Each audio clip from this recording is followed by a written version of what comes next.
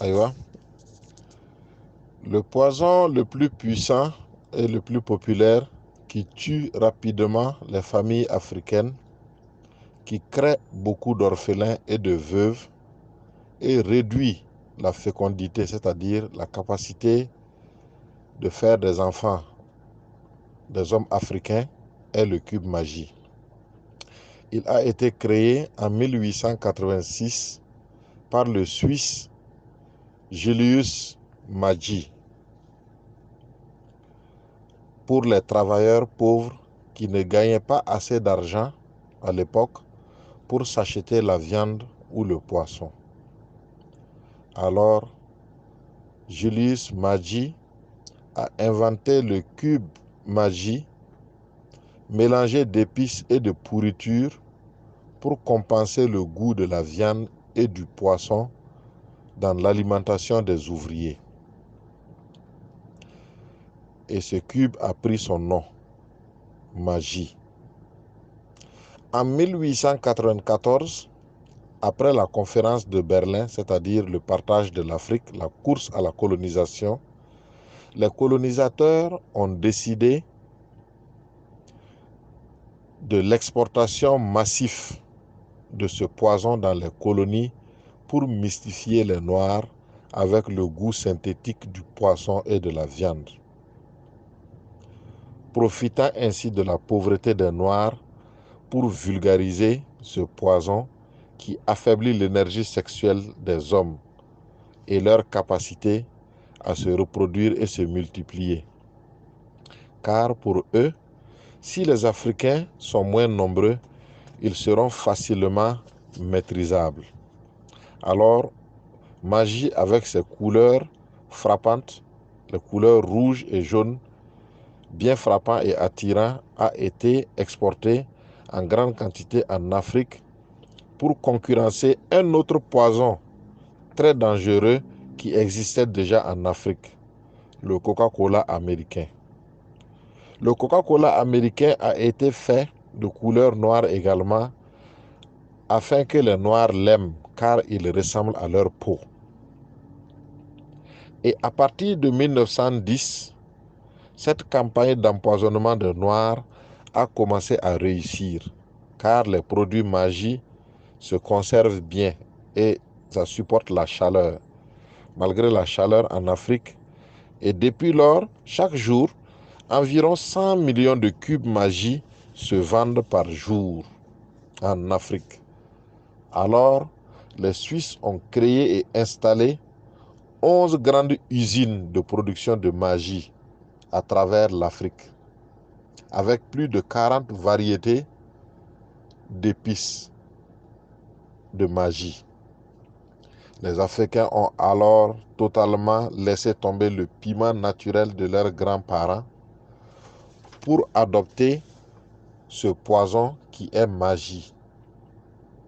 Et les Africains en mettent dans toutes les nourritures comme assaisonnement, malgré tous les risques de santé publique que sont les maladies cardiovasculaires, les maladies du cœur, les dysfonctionnements de l'érection, l'hypertension, le diabète, les crises cardiaques, le cancer du cerveau, le cancer des seins, le cancer des testicules.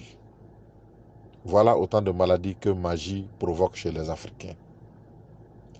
Maggi Cube est la première cause de la courte vie, des paralysies et des morts prématurées en Afrique. Pourtant, nous continuons de le manger comme des cacahuètes. C'est parce que, comme la cigarette et l'alcool, Maggi Cube développe sur nos langues et dans nos cerveaux une addiction, une dépendance. Si bien qu'on a l'impression que sans Maggi, telle ou telle femme ne sait pas bien faire la cuisine. Alors prenez bien note et réduisez la consommation de Maggi, car ce n'est pas une bonne habitude. Sinon, travaillez à arrêter complètement l'utilisation de Maggi dans la cuisine familiale. Utilisez le piment et les épices naturelles. Veuillez partager cette vidéo avec vos familles, vos amis et ceux que vous voulez voir en vie et bien portants. Merci. Assalamu alaikum wa rahmatullahi wa barakatuh. Aïwa. Le poison le plus puissant et le plus populaire qui tue rapidement les familles africaines, qui crée beaucoup d'orphelins et de veuves et réduit la fécondité, c'est-à-dire la capacité de faire des enfants, des hommes africains, est le cube magie. Il a été créé en 1886 par le Suisse Julius Maggi pour les travailleurs pauvres qui ne gagnaient pas assez d'argent à l'époque pour s'acheter la viande ou le poisson.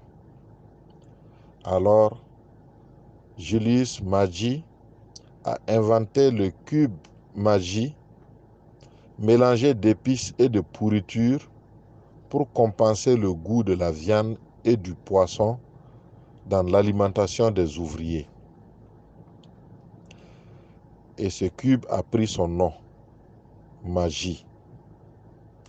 En 1894, après la conférence de Berlin, c'est-à-dire le partage de l'Afrique, la course à la colonisation, les colonisateurs ont décidé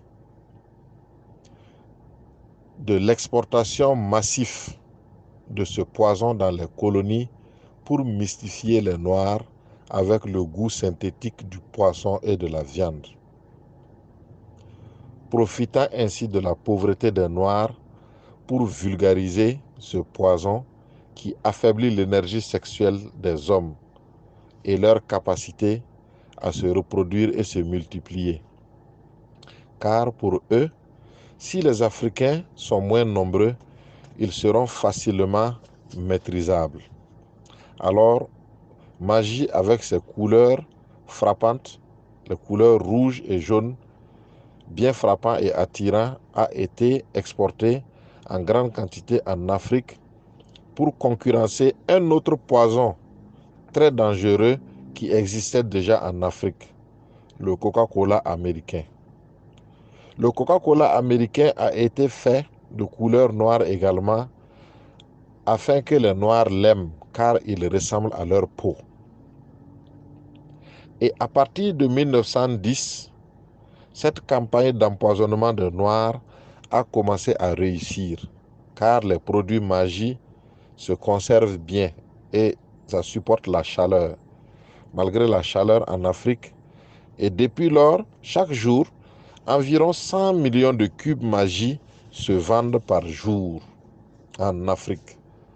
Alors, les Suisses ont créé et installé 11 grandes usines de production de magie à travers l'Afrique, avec plus de 40 variétés d'épices de magie. Les Africains ont alors totalement laissé tomber le piment naturel de leurs grands-parents pour adopter ce poison qui est magie.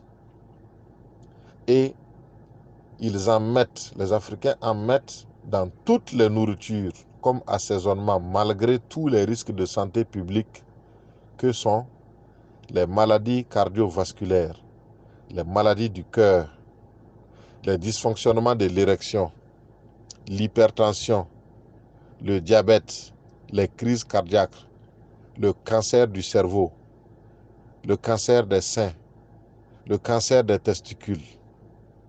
Voilà autant de maladies que magie provoque chez les Africains. Magie cube est la première cause de la courte vie, des paralysies et des morts prématurées en Afrique.